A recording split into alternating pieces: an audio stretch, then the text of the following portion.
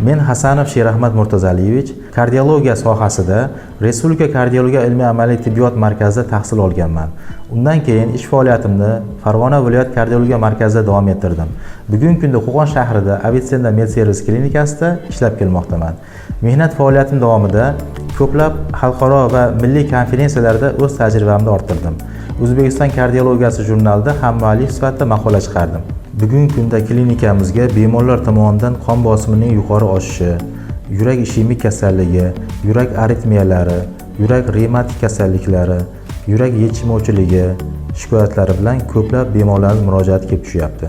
Ushbu kasalliklarning kelib chiqishiga asosiy sabablardan biri noto'g'ri ovqatlanish, chekish, spirtli ichimliklar iste'mol qilish, stress, uyqusizlik, kam harakatlilik sabab bo'lmoqda.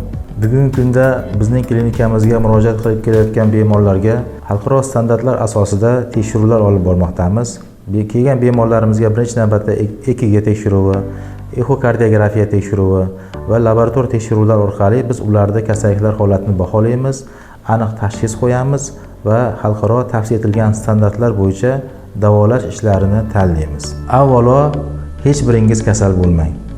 Agar yuragingizdan shikoyatingiz bo'lsa, Avicenna klinikasiga murojaat qiling. Men kardiolog Hasanov Sherahmat sizning dardingizga shifo topib, uyingizga yorug' yuz bilan qaytishingizga bor bilim va kuch-g'ayratim bilan harakat qilaman.